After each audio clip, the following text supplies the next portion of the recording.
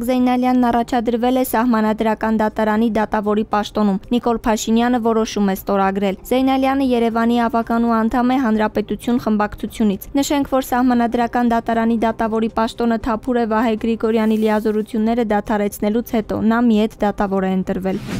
Սահմանազատման գործընթացը շարունակվելու է Վրաստանի սահմանի անկյունից մինչև Իրանի սահմանի անկյունը, հայտարարել է փոխվարչապետ Մեհեր Գրիգորյանը։ Նա նշել է, որ գործընթացն ամբողջությամբ նկարագրվել է կանոնակարգում, հավելելով, որ չի կարծում վտանգներ կան։ Գրիգորյանը նաև վստահեցրել է սահմանազատմամբ մենք ամրապնդում ենք մեր ինքնիշխանությունը եւ նվազեցնում, չեզոքացնում խոցելիությունը։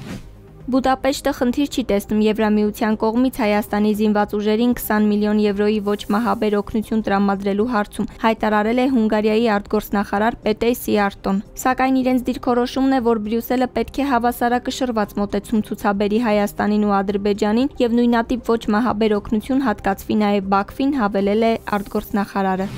Վրաստանի իշխող վրացական երազանք կուսակցության հիմնադիր եւ պատվավոր նախագահ Բիձինա Իվանիշվիլին հրաժարվել է հանդիպել Թբիլիսիում ԱՄՆ դեսպան Ռոբին Դանիգանի հետ։ Ամերիկյան դիվանագիտական ներկայացուցչությունը նշել է, որ հանդիպումը նախատեսված էր մայիսի 22-ին։ Հաղորդվում է, որ հանդիպման ընթացքում պետք է Իվանիշվիլիին փոխանցվեր Թրամփի վարչակազմի ուղերձը։ Դրանում պետք է ընդգծվեին այն քայլերը, որոնք կարող է ձեռնարկել Վրաստանի կառավարությունը Ամերիկայի Միացյալ Նահանգների հետ հարաբերությունները վերականգնելու հարցում իր մտադրությունների լրջությունը ցույց տալու համար։ Ռուսաստանի նախագահ Վլադիմիր Պուտինի Ուկրաինայում պատերազմը դադարեցնելու պայմանները ներառում են պահանջ, որ արևմտյան առաջնորդները գրավոր պարտավորվեն դադարեցնել ՆԱՏՕ-ի ընդլայնումը դեպի արևելք եւ վերացնեն Ռուսաստանի դեմ որոշ պատժամիջոցներ։ Ռոյտերսի ռուսական աղբյուրն ասել է, որ Պուտինը պատրաստ է խաղաղություն հաստատել, բայց ոչ ցանկացած գնով։ ԱՄՆ նախագահ Թրամփը, որ բազմիցս հայտարարել է ցանկանում է դադարեցնել պատերազմն Ուկրաինայում, վերջին օրերին ցույց է տվել աճող հիասթափություն Պուտինի նկատմամբ, հայտարարելով, որ Ռուսաստանի առաջնորդը կրակի հետ է խաղում։